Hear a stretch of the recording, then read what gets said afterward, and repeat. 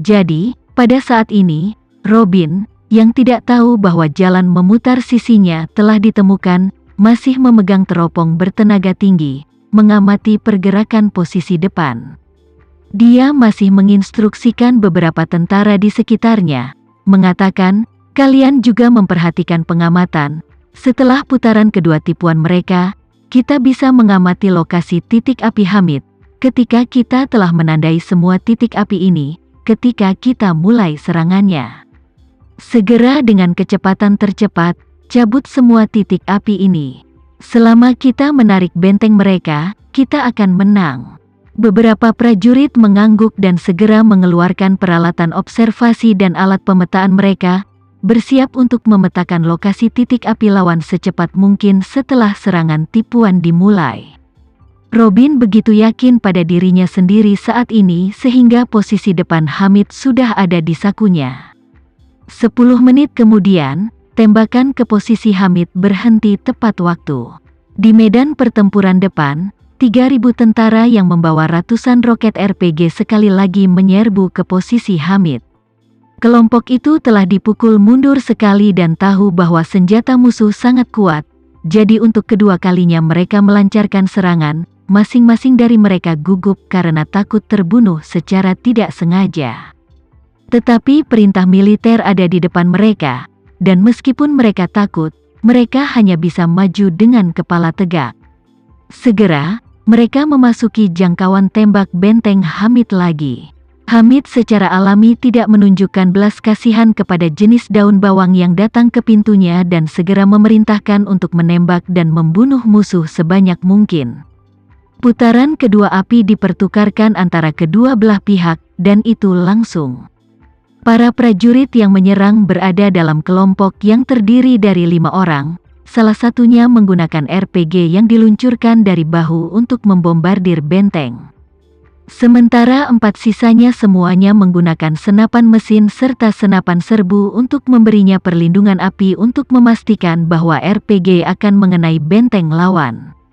Ini adalah satu-satunya taktik yang diajarkan kepada mereka oleh tentara yang dapat memainkan peran kecil dalam pertempuran ofensif. Awalnya, komandan pemerintah berpikir bahwa selama RPG dinaikkan, mereka tidak akan berani mengambil semua benteng Hamid, tetapi setidaknya mereka akan meledakkan 3 atau 5 bentengnya dan membuatnya gugup. Begitu dia gugup, dia secara alami akan menempatkan lebih banyak pasukan dan energi ke depan, yang sangat meningkatkan peluang keberhasilan taktik jalan memutar mengapit. Tapi yang tidak dia duga adalah benteng pertahanan Hamid dibangun dengan sangat tidak senonoh. Bagian depan setiap benteng diperkuat dan disamarkan berlapis-lapis di sepanjang lereng positif gunung itu sendiri.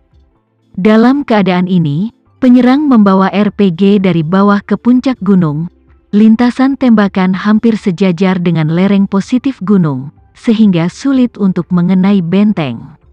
Dengan cara ini, roket menyerempet permukaan benteng yang miring atau menabraknya pada sudut yang sangat kecil. Untuk roket jenis ini, kekuatan sebenarnya harus menjadi fokus sudut 90 derajat di depan. Jika tidak, sekali menyerempet tepi ledakan, pada dasarnya dengan menggaruk tidak ada yang berbeda. Selain itu, bahkan jika pukulan sudut sekecil itu, kemungkinan akan langsung dibiaskan keluar dari roket, tidak hanya gagal untuk menghancurkan musuh, dibiaskan keluar dari roket tetapi juga tersebar di sekitar, secara tidak sengaja melukai banyak orang mereka sendiri. Robin dan anak buahnya masih melihat melalui teropong, mati-matian merekam lokasi masing-masing benteng Hamid. Sambil mengamati, Robin memerintahkan, "Kita akan meluncurkan serangan diam-diam nanti. Kita harus menggunakan waktu tercepat untuk menghancurkan semua benteng ini. Begitu kita menjaganya, markas Hamid akan menjadi tidak berdaya. Kita akan bisa menang dengan mudah." Para komandan di semua tingkatan di sekitarnya segera menepuk dada mereka dan berjanji bahwa mereka pasti akan mengeluarkan semua titik api yang diketahui ini. Namun, mereka tidak tahu bahwa tepat di depan mereka, di sisi barat yang tampaknya tidak dijaga, ada lebih dari 30 titik api. Jauh sebelum tentara bayaran Robin memimpin tim untuk merasa kalah, 300 tentara Hamid telah menyergap dalam satu langkah di depan. Semula, menurut rencana, bagian dalam titik api ini akan dibuka seluruhnya dengan lubang oleh Hamid. Dan bagian dalam lubang juga harus dibangun dengan beberapa firewall.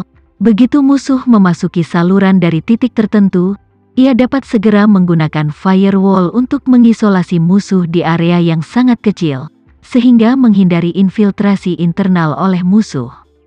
Desain ini, seperti interior kapal, memiliki beberapa pintu tahan air.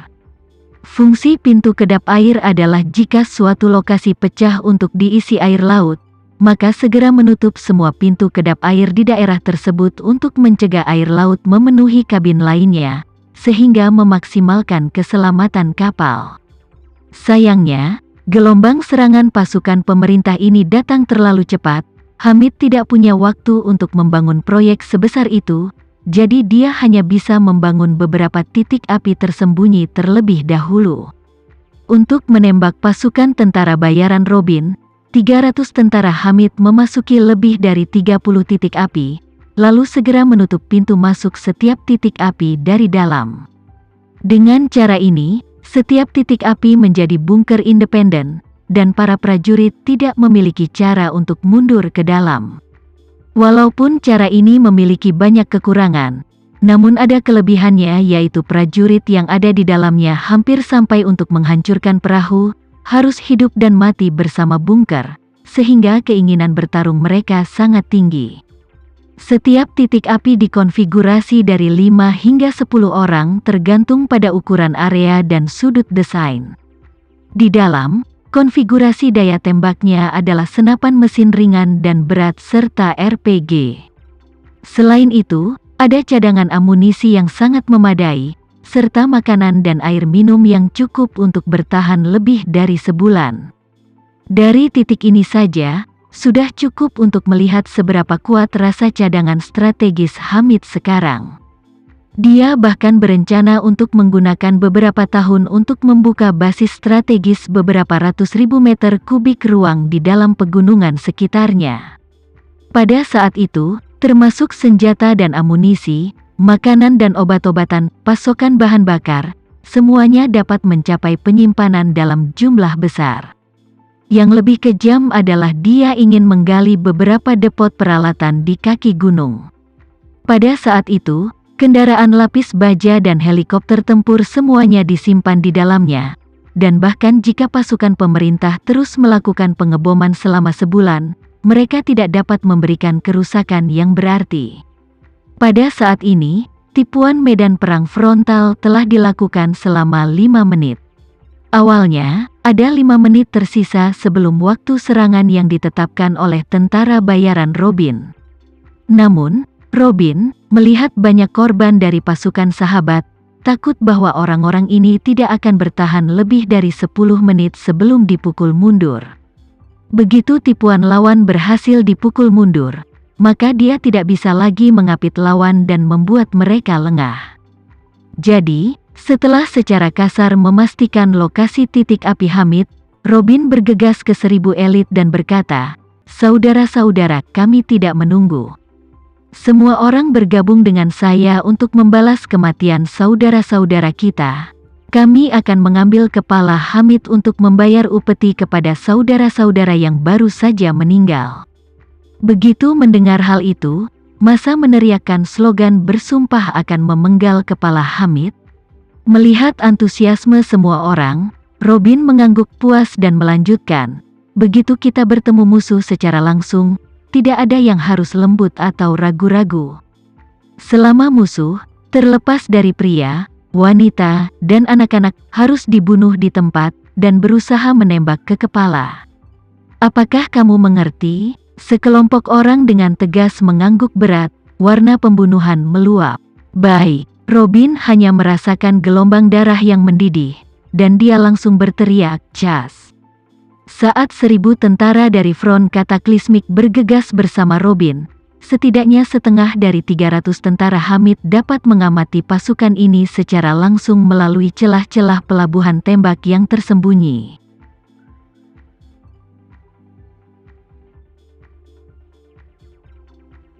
Sekian dulu ya video kali ini, kita lanjutkan lagi videonya di lain waktu.